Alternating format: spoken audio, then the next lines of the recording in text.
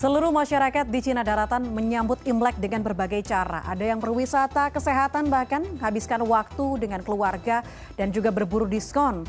Melansir China Daily, ada peningkatan perjalanan masyarakat sekitar 3,3 kali lipat dibandingkan dengan tahun lalu. Jadi bisa dibilang ini kembali ke masa sebelum pandemi. Kita cari tahu bagaimana pengalaman liburan Imlek di negeri tirai bambu langsung. Bergabung bersama kami ada Yesi Liana Putri, warga negara Indonesia yang saat ini berada di Tiongkok. Halo Yesi, selamat sore waktu Indonesia. Halo Kak Puspa, Hai, selamat hai. sore. Yesi, tahun ini katanya jadi hari libur untuk merayakan Imlek sedikit lebih lama daripada biasanya ya.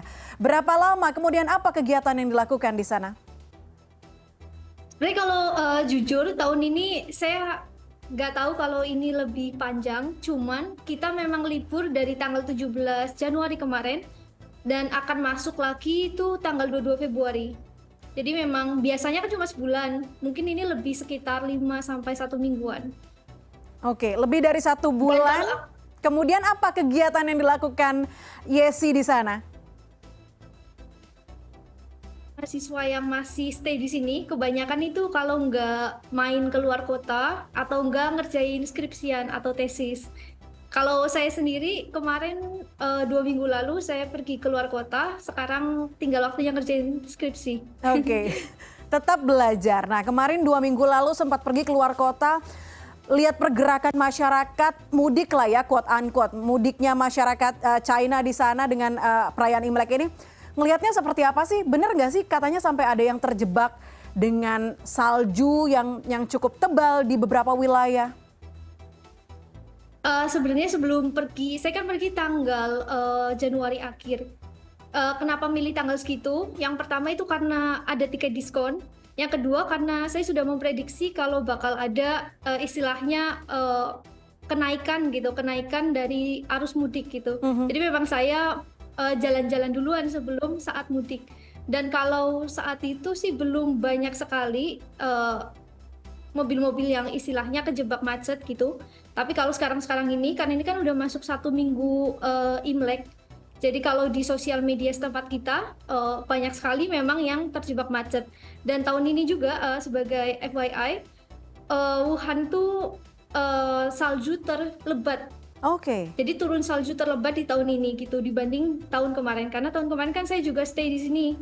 Jadi kalau dibandingkan memang tahun ini salju lebat, terus juga angin besar. Jadi bisa dilihat banyak juga pohon-pohon yang tumbang gitu, jalanan licin dan lain sebagainya. Oke, dengan intensitas cuaca yang begitu tinggi di sana, lebatnya salju, kemudian pastinya semakin dingin di sana. Apa kemudian adakah peringatan dari pemerintah setempat untuk bisa mengantisipasi hal-hal yang tidak diinginkan atau apapun itu?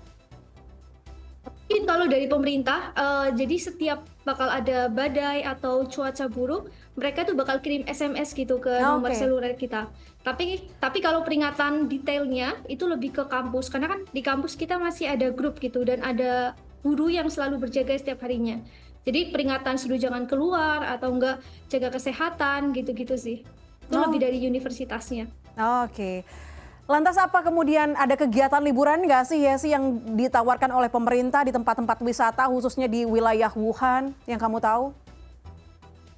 Tentu banyak banget dari pemerintah karena Imlek kan bisa dibilang kayak tahun baru besarnya Aha. kan orang Chinese. Jadi kalau kita keluar jalan pasti yang pertama kita bakal lihat semuanya tuh serba merah. Terus kalau di tempat wisata gitu-gitu kebanyakan seperti banyak dekorasi Imlek lah kayak lampion yang berbau-bau shio naga Aha. gitu-gitu. Tapi kalau dari sekolah sendiri biasanya kalau di sini kita ada makan bersama sih Kak. Makan bersama sama dikasih bingkisan dari sekolah. Oh, nice. Nah, sekarang dengan cuaca yang cukup ekstrim di sana, kamu nggak mikirin untuk pulang dulu ke Indonesia, pulang ke sini dulu, nanti baru kembali lagi setelah akhir dari liburan Imlek? Sebenarnya kalau teman-teman Indonesia di sini mereka udah mulai pada pulang karena kan ada yang Oh, oke. merayakan Imlek juga. Tapi kebetulan saya udah tahun terakhir jadi memang sengaja mau stay di sini. Oke. Ada antisipasi nggak sih dari pemerintah terhadap ancaman penyakit? Kita tahu mungkin ada ketakutan atau kekhawatiran mengingat COVID pernah melanda besar-besaran di wilayah Wuhan. Mungkin kalau antisipasi lebih ke himbauan dari pemerintah, dari pihak universitas. Kebanyakan kalau kita keluar, kita bisa lihat orang-orang tuh masih pakai masker gitu-gitu. Tapi memang tidak seketat dibanding tahun kemarin. Tahun kemarin kan bisa dibilang masih peralihan kan, tahun 2023 kemarin. Kalau tahun ini memang lebih sedikit orang yang pakai masker, tapi lebih ke antisipasi yang ringan-ringan aja sih. Seperti masker, hand sanitizer gitu-gitu. Kalau kerumunan tahun ini memang sangat banyak. Oh, oke. Ya sih, terakhir ada pesan-pesan mungkin untuk keluarga dan rekan-rekan di Indonesia? Iya, tentunya mungkin untuk teman-teman yang merayakan Imlek, selamat merayakan Imlek dan berkumpul bersama keluarga, jaga terus kesehatan dan kalau ada waktu liburan ke China, ke Wuhan, karena di Wuhan banyak sekali juga tempat-tempat yang bisa dieksplor. Boleh dong mengucapkan pakai bahasa China?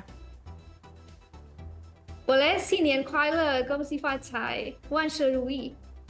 Baik, Yesi, terima kasih banyak sudah bergabung bersama kami di CNN Indonesia Connected.